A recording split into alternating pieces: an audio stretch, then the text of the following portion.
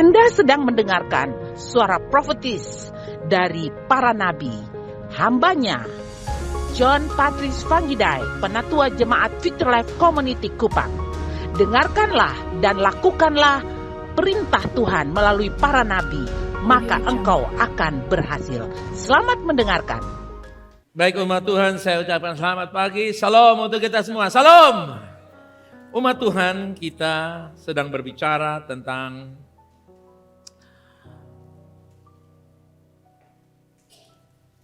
apa yang akan terjadi setelah pengangkatan.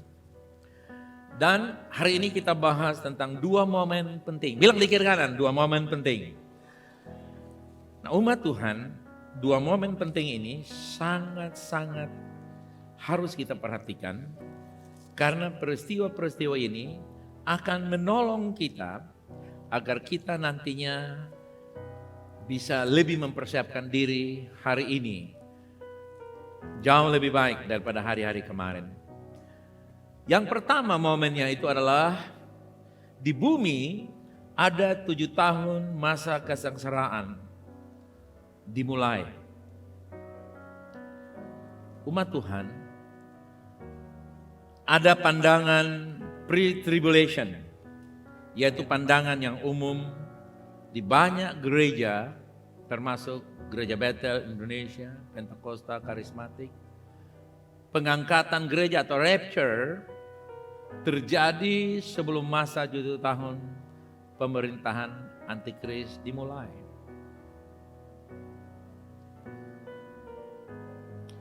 Urutan-urutannya kira-kira seperti ini. Yang pertama, pengangkatan gereja. Gereja saya dan saudara diangkat.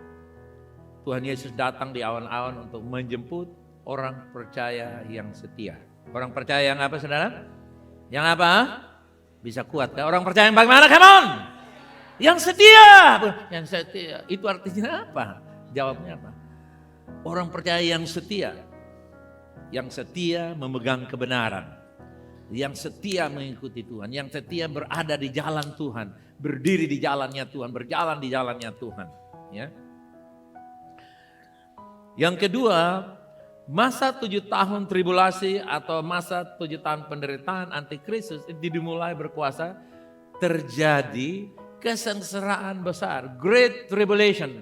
Bukan tribulation saja, tapi great tribulation. Bukan sengsara saja, tapi sengsara yang besar.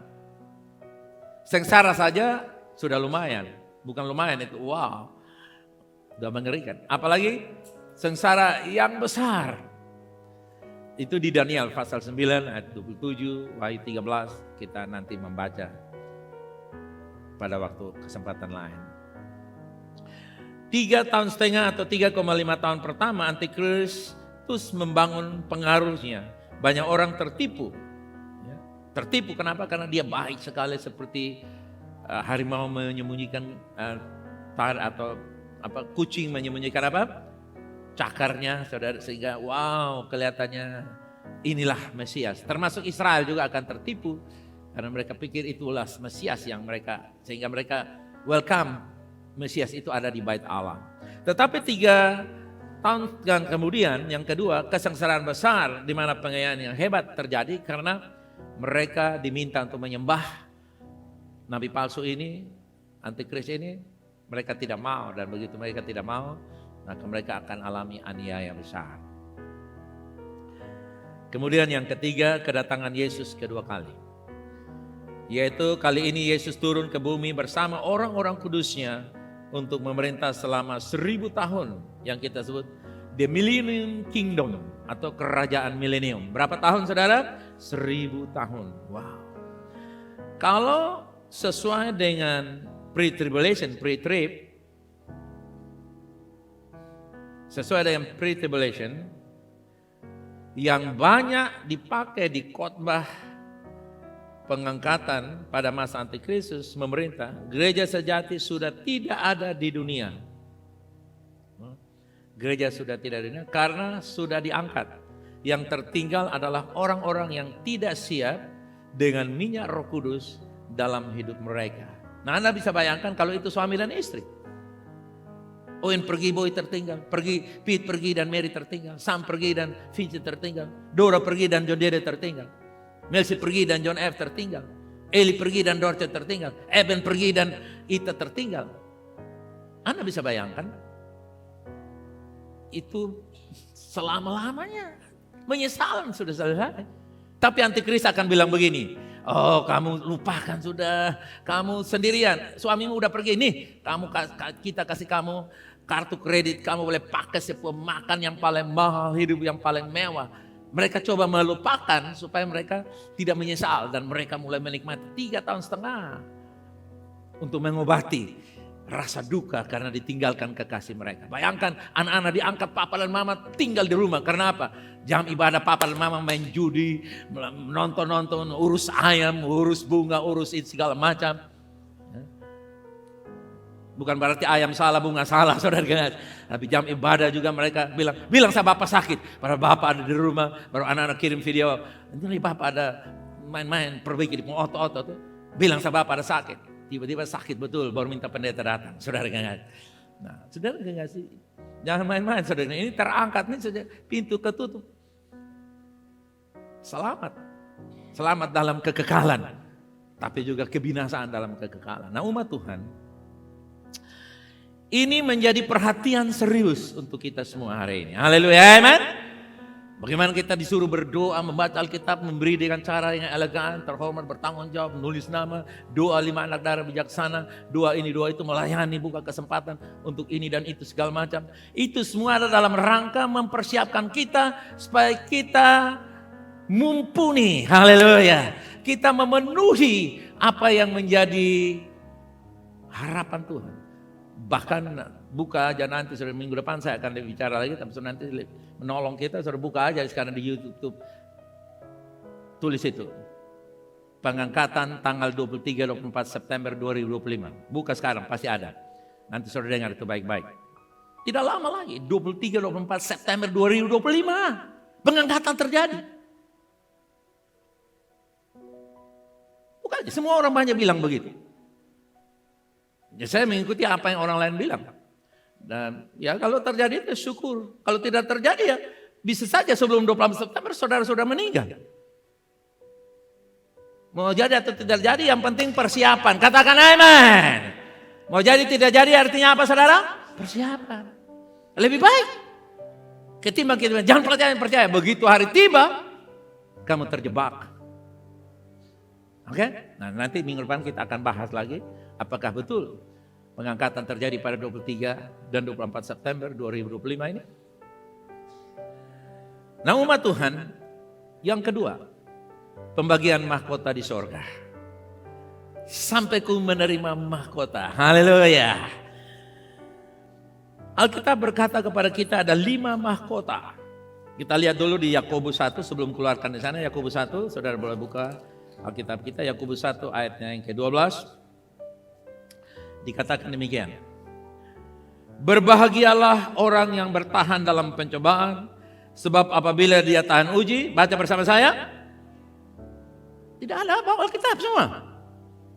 Belum dapat Alkitab. Kebiasaan toh, kita lihat toh. Kan sudah terbiasa buka di Android. Nah sekarang bulan ini masih bisa pakai Android ya. Minggu bulan depan nggak ada lagi saudara. Saudara pakai Android di sekolah saudara, di kampus saudara, di kantor saudara.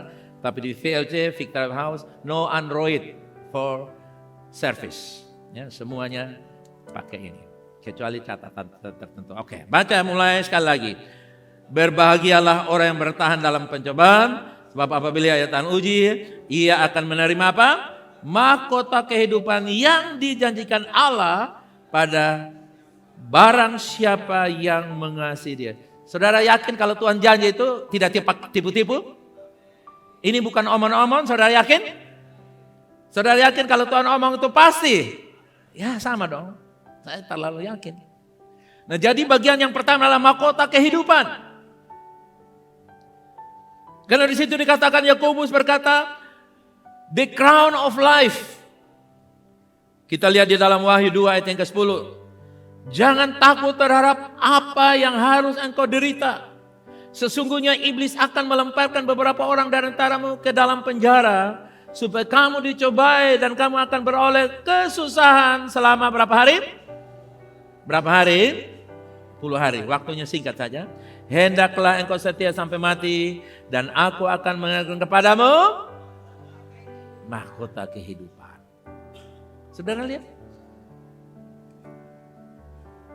Mahkota itu bicara soal kebanggaan, keagungan, dan kemuliaan. Mahkota kehidupan diberikan kepada orang percaya yang tetap setia melewati pencobaan dan kesengsaraan. Pencobaan kesengsaraan di mana? Dalam pernikahan saudara. Ada yang suaminya belum bertobat. Dia datang gereja, suaminya hantar sampai di luar. Bahkan mau datang ibadah pun suaminya, lu jangan pilih lama-lama. Lu kasih tau lu pendeta, khotbah singkat. Bayangkan saudara dengan hebat. Dia tidur tanpa tidur. Kasih tau lu suami, lu pendeta, khotbah singkat-singkat ya. Lu pulang cepat atau mau jalan-jalan. Bayangkan saudara. Lalu istrinya rekam, lalu kasih tau pendetanya. Pendetanya tertawa, pendetanya berdoa. Ini kisah nyata. 5-6 tahun kemudian suaminya jatuh sakit. Lalu, lu kasih tahu pendeta datang. Lalu pendetanya kirim misalnya, kasih tahu dia kalau sudah bertobat baru pendeta datang. Nah, ya, terjadi rekonsiliasi. Saudara, jangan kamu marah pendeta. Nanti kamu akan susah, saudara. Dia orang diurapi Tuhan. Lebih baik antar. Kalau antar sampai gereja bersyukur. Kasih tahu pendeta, beta pelan-pelan sampai di depan gereja dulu. Nah itu sengsara. Betul ke sana? Betul ke sana ibu-ibu? Sengsara ya kalau suaminya belum bertobat. Kalau orang mati suaminya duluan. Galing lubang bikin kubur suaminya bilang beta los, beta MP. Tapi giliran sembahyang, mama pisah. Tebeta, lebih dan mama pisah tebeta ini bukan Pantekosta. Bayangkan saudara. Itu sengsara. Sengsara apalagi membangun pernikahan. Ada banyak kesukaran, kesulitan. Tiba-tiba suami sakit tapi dia setia. Istri sakit tapi dia setia. Mereka pergumulan ini itu banyak hal terjadi. Bekerja juga. Dia melakukan banyak tantangan-tantangan dia hadapi. Itu kesukaran dalam hidup ini. Sengsara seperti itu. Ujian-ujian yang datang. Dia mengalami pencobaan banyak hal. Saudara ingat, pencobaan hidup itu untuk kemuliaan kita. Bukan untuk menyulitkan kita. Katakan pencobaan untuk kebaikan saya, bukan menyulitkan saya. 2, 3. Pencobaan bukan menyulitkan tapi untuk kebaikan, untuk kemuliaan saya. Supaya saya dapat mahkota. No suffer, no crown. Tidak ada penderitaan, tidak ada mahkota. Katakan bersama saya. Tidak ada penderitaan, tidak. No suffer, no crown. No test, no crown. Tidak mau diuji, tidak ada kemuliaan apa-apa. Setia dalam menghadapi cobaan. Tawakal, kuat, teguh. Saudara yang kasih. Pencobaan yang dimaksudkan bukan karena kita salah. Kalau Anda lakukan kesalahan lalu ditindak, itu adalah konsekuensi dari sebuah kesalahan. Tapi kalau Anda lakukan kebenaran lalu Anda ditindak, itu adalah ujian. Haleluya. Anda dipecundangi, ditipu, dibohong, padahal Anda tulus jujur suka damai. Itu adalah. Tapi kalau kesalahan, katakan kesalahan sendiri adalah tanggung jawab sendiri. 2, 3. Nah, jangan sampai sudah salah pilih suami baru bilang ini salib. No, that's wrong choice. Sudah salah pilih ya tanggung resiko, udah minta anugerah Tuhan. Tuhan tolong saya Tuhan, saya ini tertipu. Dulu dia antar kau, beta pikir dia baik. Pada waktu harus menikah dia ke setan saja. Baru sadar, sama Tuhan berkata mau cerai, bisa. Nah, itu menghadapi, ya. Itu kesalahan sendiri. Tapi ingat, anugerah merubah kita. Anugerah memberi the second chance, kesempatan yang kedua untuk kita alami pemulihan. Tuhan kita adalah Allah yang memulihkan. Amen. Our God is the God of restoration. Jadi walaupun kita salah, kalau kita kembali kepada Tuhan, siap bayar harga aja. Tapi Alkitab berkata, Tuhan akan berikan kepada kita kekuatan. Tapi lebih baik saudara sadar, kalau sudah sadar lebih baik menolak. Yang mujang-mujang. Nah, sudah menikah tidak bisa rubah lagi. Harus minta anugerah Tuhan. Amin. Kita hadapi semuanya itu. Didik anak juga begitu. Tuhan terima kasih waktu masih kecil. Nina wih di muka kesapa kayak beta lah. Begitu so SMP. Weh setan lu nih melawan. Bayangkan saudara. Dulu bilang anaknya muka ke dia. Setelah SMP anaknya melawan dia panggil anaknya setan. No. Melawan atau tidak melawan, muka sama atau tidak muka sama, itu darah dagingmu. Hadapi ujian. Amen. Amin. Jangan bilang, lu sebentar kasih masa lu penjara, jangan. Itu adalah ujian. Katakan, ujian untuk kebaikan saya. Come on. Kebaikan apa? Supaya karaktermu teruji. Jadi suami yang teruji. Kamu berdiri di meteor mati atau berdiri waktu di ini kumpul arisan. Bosan tahu beta nih anak 77 nakal. Tapi sekarang jadi hamba Tuhan semua. Berapa tahun? Betunggu sampai 25 tahun. Bosong baru menikah kamar supaya kelai gara-gara anak. Kok kasih HP terus? Nah. Begitu. Jadi kamu berdiri tuh mantap. Jangan pakai bagus semua, mentalnya semua turun auto mahal. Tapi anaknya gelandangan semua, anaknya melawan semuanya. Rusak.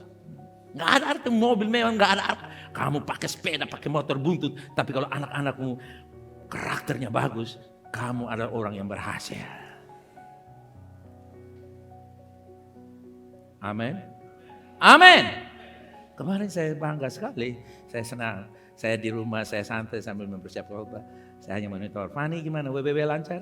Mami dari Australia, WBB semua lancar Bapak. Cuma ada laporan yang tidak benar dari sana. Sudah lihat, saya bersyukur bahwa anak-anak kita menangkap visi. Pekerjaan yang besar yang dulu saya lakukan, sekarang saya tidak lakukan lagi. Karena saya mendidik mereka. Didik kau, saudara, tidak mudah. Amin. Amin. Buang itu senjata rakitan, saudara. Jangan ancam-ancam anakku pakai senjata rakitan. Jangan ancam. Karena ujian untuk pembentukan karakter saya. Amin. Ujian untuk membuktikan kemampuan saya mengelola hidup ini. Mengelola emosi kita ini. Semakin Anda diuji, emosimu semakin mati. Apa saya katakan? Ini aneh bikin bete emosi. Bukan. Dia bikin supaya emosimu semakin mati. Supaya yang hidup adalah rohmu. Haleluya. Amin. Yang kedua, mahkota kebenaran. 2 Timotius 4 ayat 8. 2, 3 kita baca. Come on. Sekarang telah tersedia bagiku mahkota kebenaran yang akan dikaruniakan kepadaku oleh Tuhan, hakim adil pada harinya. Tapi bukan hanya kepadaku, melainkan juga kepada semua orang yang merindukan kedatangan. Yang merindukan kedatangan, katakan. Anda dan saya dapat mahkota bukan saja Paulus. Dulu kita baca di ayat orang mati, kita bilang hanya dia, bukan. Paulus dapat mahkota, kita juga bisa dapat mahkota yang sama. Asalkan di situ disebut bahwa mahkota kebenaran. Mahkota apa saudara? Kebenaran. Mahkota kebenaran diperuntukkan bagi orang percaya yang menantikan kedatangan Tuhan. Amin. Jadi saudara lihat, Tuhan tidak menyuruh kita menanti kedatangannya lalu kosong. Dia menyiapkan upah, menyiapkan kita kemuliaan. Menanti kedatangan Yesus ada mahkotanya. Jadi tidak sia-sia kita hidup dalam penantian. Amen. Ya, mungkin saudara hidup dari tahun 40-an, 50-an, 60-an, 70-an, 80-an, 90-an, sampai sekarang 10 Agustus 2025. Sudah usia 80, mungkin 81, 82 tahun. Kita, mungkin ada dagingmu bilang bosan, tapi roh bilang ada mahkota menanti engkau. Sudah lihat? Setia menantikan kedatangan Tuhan. Walaupun ada banyak kebenaran yang saudara miliki, itu seperti mahkota. Jadi saudara lihat, mahkota kebenaran itu diberikan kepada mereka yang menanti di dalam kebenaran. Katakan, menanti dalam kebenaran. Ya, bukan menanti dalam seleboran, dalam hiruk pikuk dan kehidupan yang terlantar secara rohani. No. Yang ketiga, mahkota kemuliaan. Wow. 1 Petrus 5 ayat yang keempat berkata begini. Maka kamu apabila Gembala Agung datang. Siapa Gembala Agung kita? Siapa Gembala Agung kita? Yesus.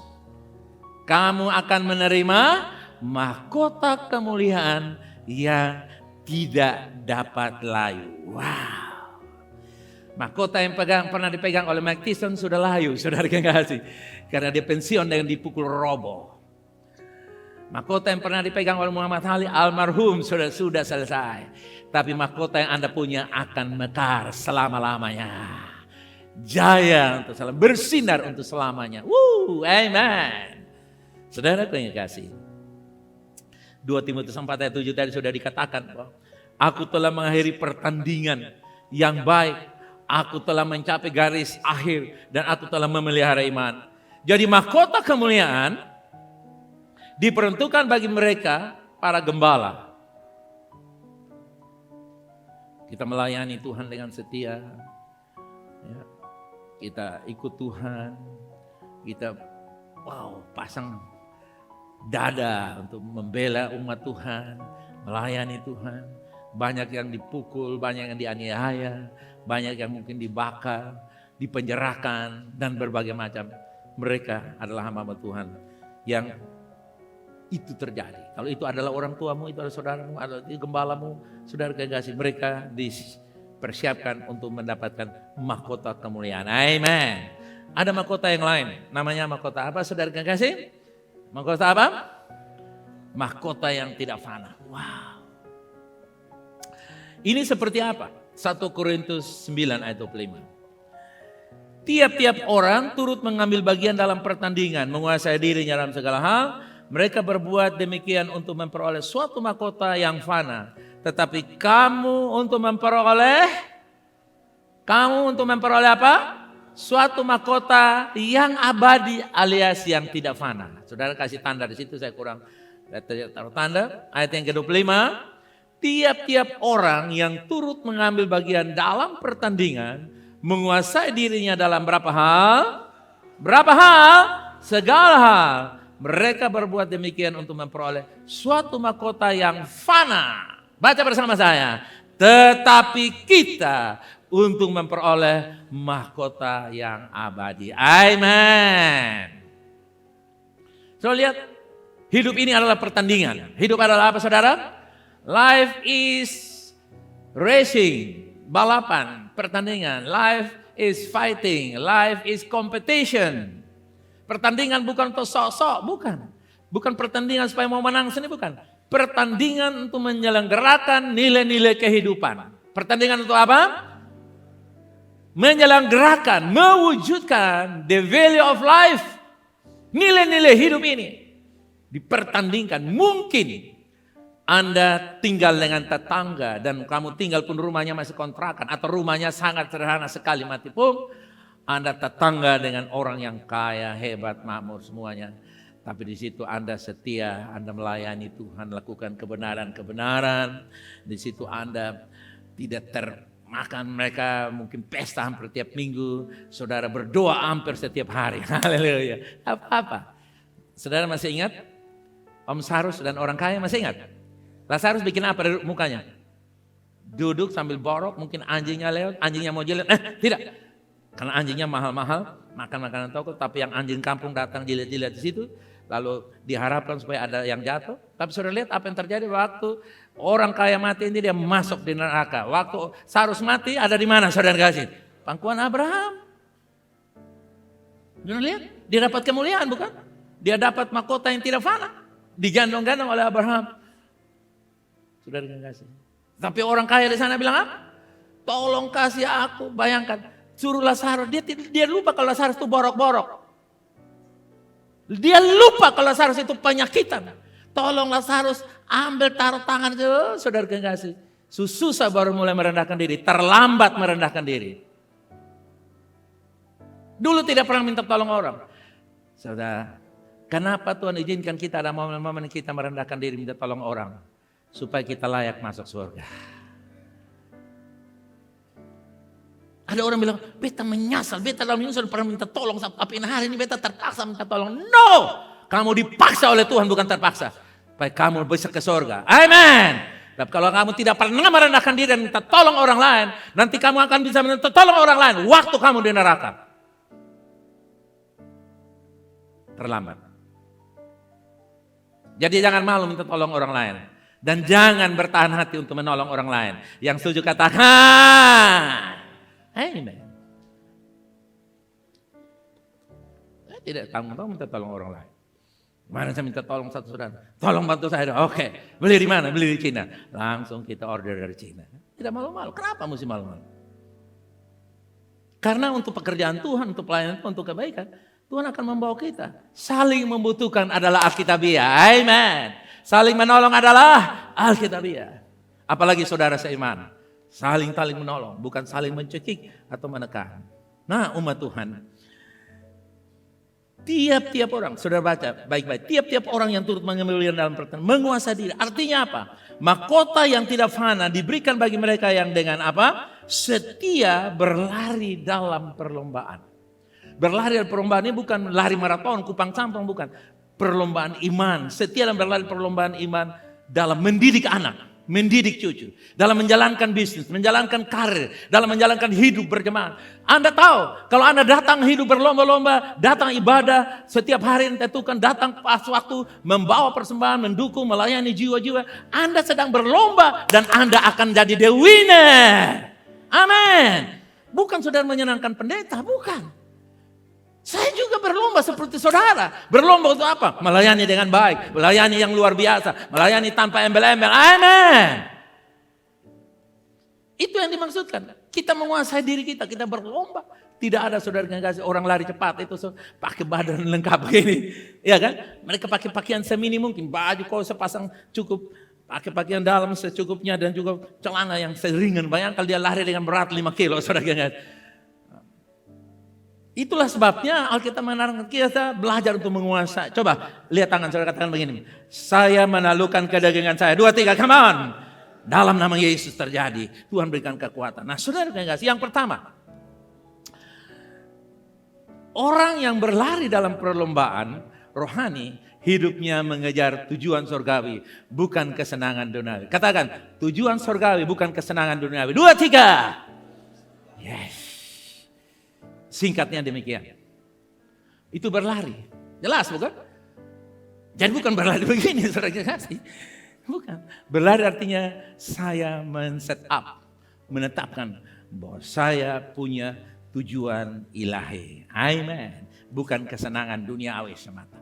Ingat, hidup itu bisa dinikmati. Tapi tidak selamanya kita bisa menikmati. Jadi selama ada kesempatan menikmati hidup silakan. Tapi Anda gunakan sebaik mungkin. Jangan sampai kelewatan nikmatnya. Betul saudara kasih? Kelewatan nikmatnya Anda akan susah. Makan baik tapi lebih banyak makan. Anda akan. Gula itu manis enak. Tapi kalau banyak gula jadi apa saudara? Penyakit gula. Yang membuat telinga tuli mata buta. Membuat tua cepat. Walaupun 50 tahun sudah seperti 70 tahun kan makan penyakit gula. Kenapa? Karena kebanyakan gula. Oke? Jadi kesenangan dunia itu boleh ada. Tapi jangan sampai berlebihan. Menguasai diri. Amin. Yang kedua. Orang yang menguasai dirinya dalam segala hal. Disiplin tidak apa? Tidak sembarangan menjaga kekudusan. Dan ketekunan dalam hidup rohani. Kita semua harus belajar poin ini. Yang ketiga apa? Orang yang setia sampai akhir dalam pengabdian kepada Kristus. Itu luar biasa. Kadang-kadang kita datang melayani orang. Seperti kemarin kita melayani Om Rahel. Saya video call mungkin 5-6 kali. Bapak Raja 3-4 kali datang langsung. Dia meninggal dalam suasana. Tuhan gembala yang baik. Takkan kekurangan aku. Ada bisa katakan amin. Itu Om Rahel. Saya tidak pernah tahu saya mengakhiri kapan. Dan apakah saya mengakhiri seperti beliau. Lihat. Itu luar biasa. Kehidupan yang sampai akhir dalam pengabdian kepada Kristus. Setia. Kemudian mahkota sukacita. Wow. Filipi 1-2 sebelum ke Filipi ayat 19. Sebab siapakah pengharapan kami atau sukacita kami atau mahkota kemegahan kami di hadapan Yesus Tuhan kita pada waktu kedatangannya kalau bukan kamu. Bilang di kiri kanan, kamu adalah mahkota para penatua. Kasih tahu di kiri kanan, kamu adalah mahkota gembala-gembala. Amen. Jadi kenapa kita melayani Anda dengan baik? Karena Anda adalah mahkota. Amen. Saudara adalah mahkota para pemimpin dalam VKLC.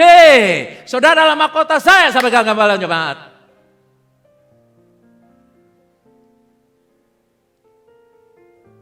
Nah, ini terjadi, ini bukan orang Ini ayat bukan kepada jemaat simpatisan. Kalau ada 2.000 orang di sana, hanya 200 yang benar. Itu 200 adalah mahkota. 1.800 hanya sekedar datang untuk mengambil yang manis saja.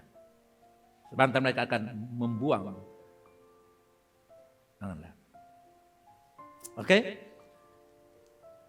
Filipi 4 ayat 1. Karena itu saudara-saudaraku yang kukasihi dan yang kurundikan dan sukacitaku dan mahkotaku, berdirilah juga dengan teguh dalam Tuhan, hai saudara-saudaraku yang kukasihi. Amin. Bilang di kanan kiri, kamu adalah mahkota VLC.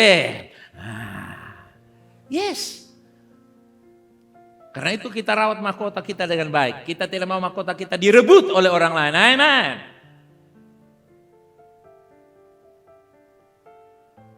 Ya. Jadi kalau Anda tidak menempatkan diri yang baik, menjadi jemaat yang loyal, yang setia, yang melayani, yang memenuhi semua impian visi-visi dalam gereja Tuhan, Anda bukan menjadi mahkota yang baik.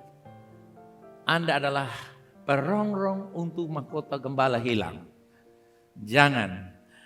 Anda tidak dipanggil untuk merongrong gembala. Anda dipanggil untuk mensupport gembala. Amen. Amin.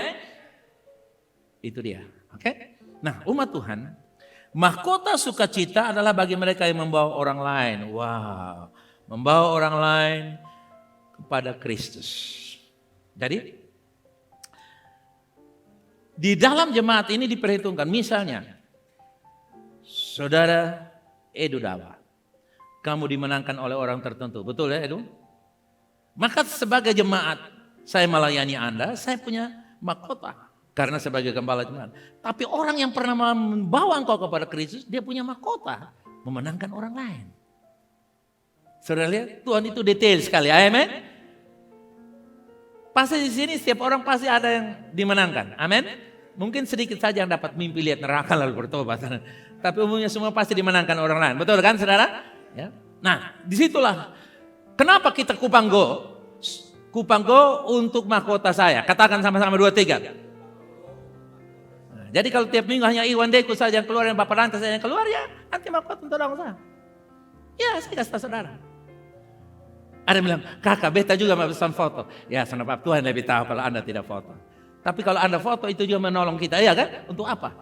Memotivasi. Kupanggo untuk apa? Jangan kupanggo nanti dong makan puji, jiwa banyak di jemaat nanti dong. No, kupanggo itu untuk saudara punya mahkota. Amin. Amin. Hei. Kupanggo untuk siapa punya mahkota? Saya punya, saudara punya. Makanya saya juga menangkan jiwa. Pokoknya setiap orang yang ketemu saya tidak akan lewat.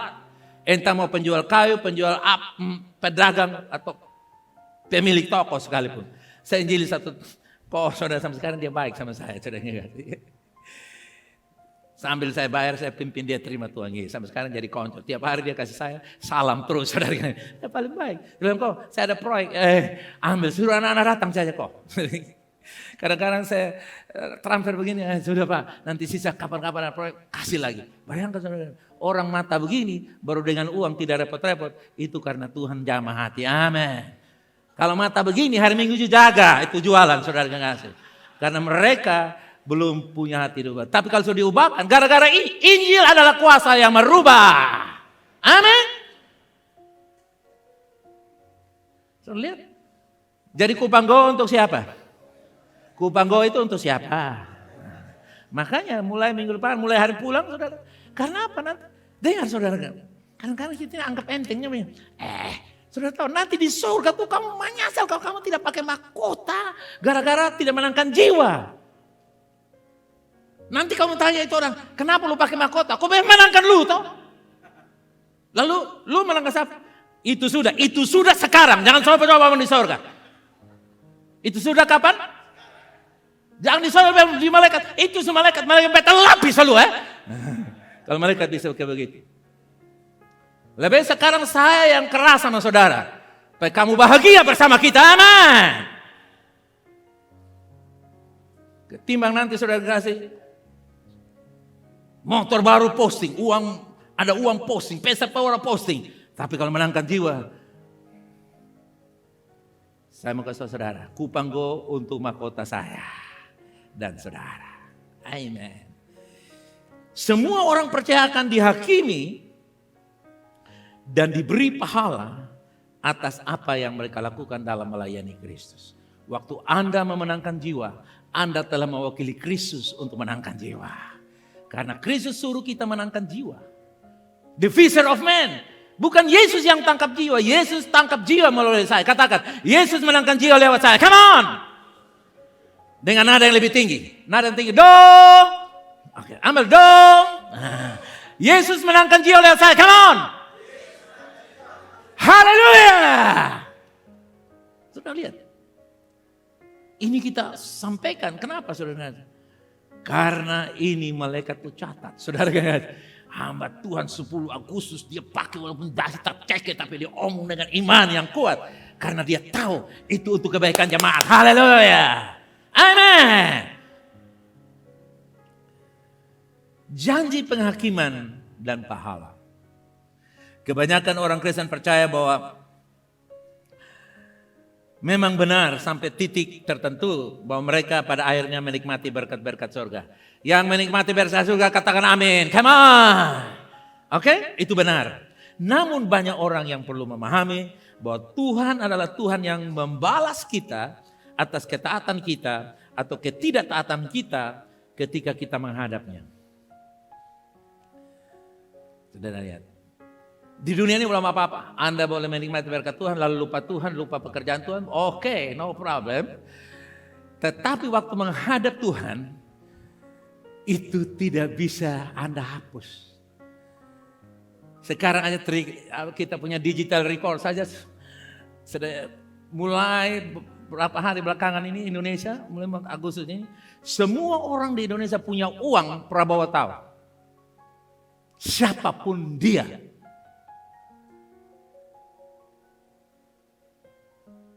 Presiden tahu.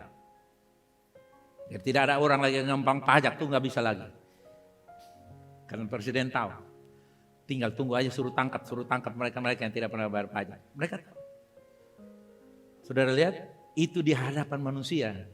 Pemerintah punya sistem digital yang bisa memantau semua transaksi keuangan. Apalagi di sorga. Apalagi di sorga. Itulah sebabnya saudara yang kasih. Dia adalah Allah yang memberi pahala atas kita dari pekerjaan dalam pelayanan kita demi namanya. Dia berjanji untuk membayar upah surgawi kita. Matius pasal ke-24 kita lihat ayat 45 sampai 47. Siapakah hamba yang setia dan bijaksana yang diangkat oleh tuannya atas orang-orang untuk memberikan mereka makanan pada waktunya? Saya bertanya, siapakah hamba yang setia? Saya siapa? Siapa hamba yang setia? Yes. Saudara mesti punya kayak saya mau kasih saudara. Sekarang ini bisa omong terus terang. Sebab kalau nanti di hadapan surga, kita sudah berbiasa terus terang. Amen. Next ayat berikut. Berbahagialah hamba yang didapati tuannya melakukan tugasnya itu ketika secara mental spiritual kita ini adalah imam dan raja, tapi dalam pelayanan kita adalah hamba. Katakan dalam pelayanan saya adalah hamba. Come on. Karena hambalah yang bisa menyenangkan tuannya. Kalau tuan sama tuan pasti bertengkar, betul kan? Karena dua tuan. Hanya satu tuan muda, satu tuan tua, saudara kan? Ya. Tapi kalau tuan dan hamba, pasti hamba selalu mau menyenangkan. Tetapi dalam mentalitas iman, katakan saya adalah raja dan imam. Hamba dalam pelayanan. Yes. Kalau hamba dalam pelayanan ya nggak pakai gengsi-gengsi. Apa saja yang bisa kita kerjakan, kita kerjakan. Makanya sudah lihat, kita di sini kan sudah mulai terus tumbuh. Di gereja-gereja besar, di Jakarta, di mana-mana itu artis-artis jaga parkir, saudara enggak sih? Ya, kenapa? Karena mereka dapat tugas dari gembala dan mereka senang sekali. Malah lebih heboh lagi kan artis jaga parkir, saudara enggak sih? Iya, dia akan, subscribernya akan naik. Karena wah ini orang luar biasa. Di VLCP nanti saudara ke sana, saudara yang pergi, saudara bisa lihat. Mereka yang melayani parkir itu orang-orang yang mereka kaya-kaya semuanya. Kenapa? Karena orang sadar bahwa dalam melayani kita hanya bisa jadi hamba baru capable.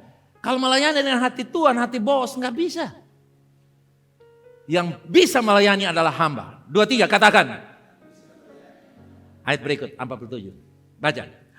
Aku berkata kepadamu, sesungguhnya tuannya itu akan mengangkat dia menjadi apa? Saya percaya ketika Anda sungguh-sungguh kota Kupang akan kita taklukkan pada waktu 1000 tahun mendatang. Kerajaan 1000 tahun. Amen. Bukan 1000 tahun mendatang. Kerajaan 1000 tahun kita mengawasi. Dan saya mengawasi Indonesia bagian timur. Haleluya. Bersama dengan saudara. Amen. Tergantung kapasitas kita. Tapi sekarang kita ngomong kasih motivasi saudara supaya kita semua bergairah. Amen. Jadi kalau Anda datang duduk di gereja diam paku tangan karena dingin, tidak ada masalah. Tapi kalau secara mental dan spiritual Anda diam dan tak berkutik, Anda dalam masalah. Dingin bukan masalah, tapi dingin secara rohani bermasalah. Dan itu Anda tidak bisa akan terangkat. Karena yang datang itu orang punya pelitanya apa saudara? Pelitanya apa? Menyala. Bukan menyala kakak, menyala saja. Oke, menyala kakak juga. Oke, menyala. Berapi-api. Jangan pernah anggap enteng pelita yang menyala. Amen. Saudara jangan bilang, itu dong. Ketika Anda bilang itu dong, saatnya Anda akan menyesal. Karena dong punya pelita menyala. Kamu padam dan mungkin kita tidak akan pernah bersama-sama. Gara-gara itu dong. Jangan pernah berkata apa? Itu kami. Itu apa? Betul saudara. Sebab kalau kita tidak waspada, kita akan hilang. Jadi, bekerjalah dengan giat. Yang setuju katakan amin. Jadi, bekerja dengan giat. Dan Anda akan dibayar upah pelayanan itu. Coba kita lihat dari sudut yang lain. Matius 6 ayat 19-20.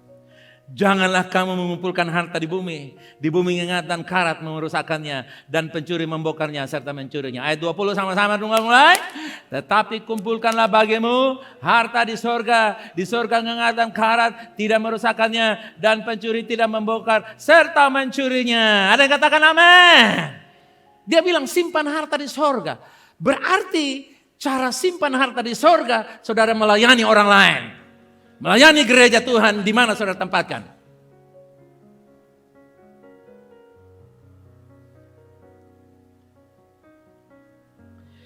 Yesus dengan jelas mengajarkan kepada kita bahwa kita dapat menerima harta. Dia bilang kumpulkan. Jadi di dunia ini kita bisa punya. Kenapa tidak? Mengapa dia mau memberkati kita dengan limpah? Bahkan dia mau memberikan kita warisan-warisan. Kenapa? Supaya itu semua kita pakai mentransfer itu, menconvert itu, merubah. Katakan, harta di dunia ini saya rubah menjadi harta di surga. 2, 3, come on.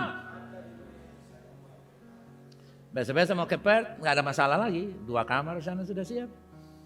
Datang di Kona, saya punya kamar tersendiri sudah ada. Masuk langsung, tik. Bapak Johan punya kamar. Iya.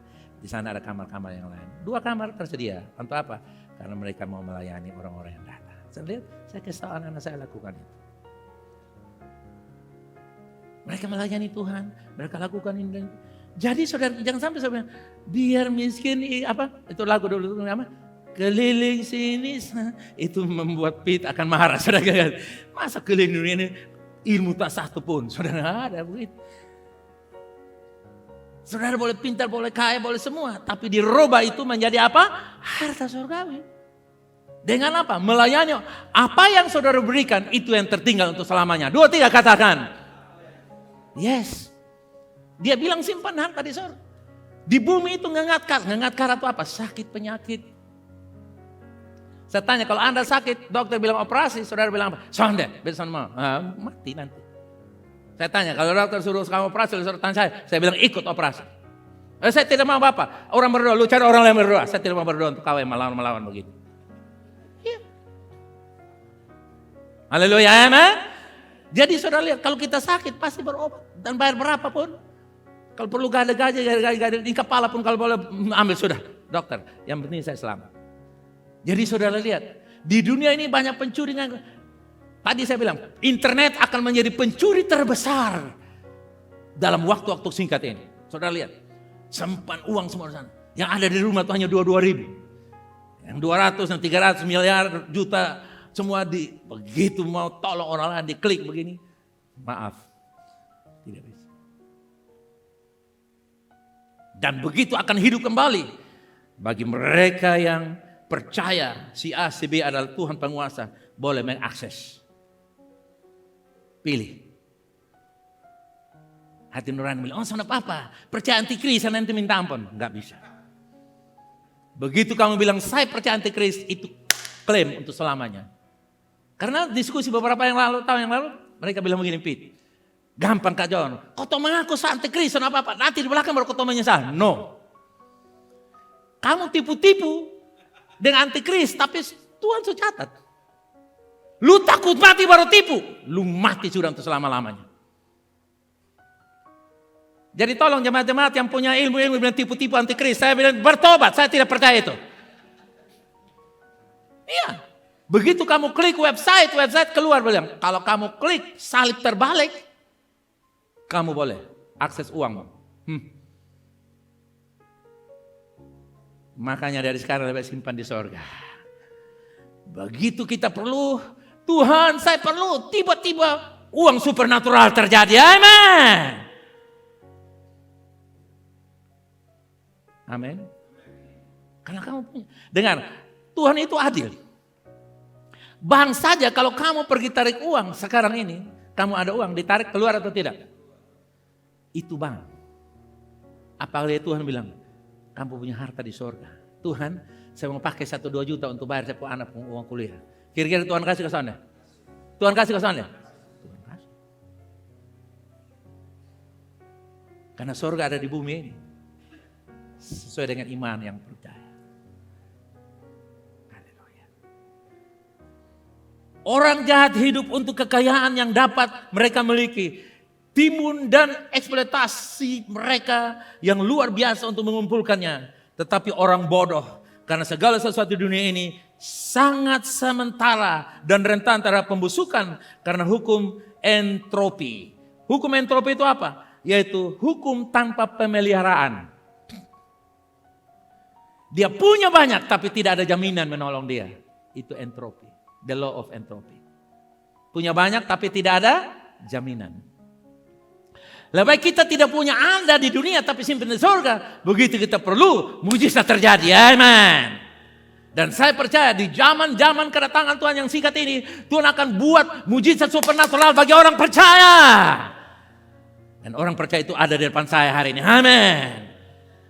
Apa yang kita lakukan di dunia untuk kebaikan dan kebahagiaan orang lain, itu adalah sekali lagi. Apa yang kita lakukan di dunia ini untuk kebaikan dan kebahagiaan orang lain itu adalah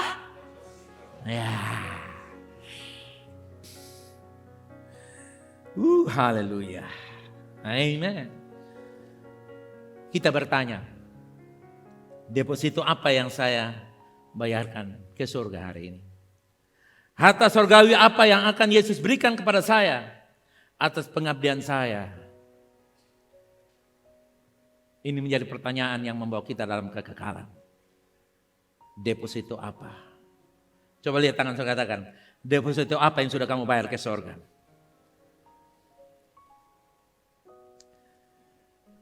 Kebaikan, pelayanan, pengorbanan, kasih, setia, loyalitas, memberi, mengampuni, memaafkan, itu semua adalah deposito rohani. Amin.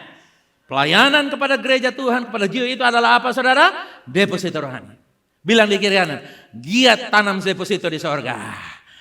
Mari kita bangkit berdiri, kita nyanyikan satu lagu lama, tapi itu menolong kita, memberi semangat untuk kita berjuang. Haleluya, amin, amin, amin. Baik, saudara terima kasih. Saya berdoa kita semua tetap bergairah dengan Tuhan. Amin. Kita semua mengharapkan sesuatu terjadi. Tuhan akan kerjakan di dalam dan oleh kita. Bilang di kiri kanan, tak lama lagi dia sudah datang. Kasih pengharapan yang kuat-kuat. Oke. Mari. Ku jawab Ya, ya, ya. Ku jawab ya, ya, ya. Ku jawab ya Tuhan. Ku jawab ya Tuhan. Ku jawab ya, ya, ya.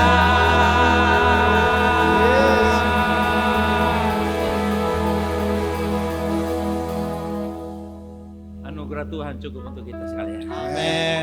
Anugerah grace is sufficient for you, Lord. Amen. Anugerah Tuhan cukup. Bilang kiri kanan, anugerah cukup bagi engkau.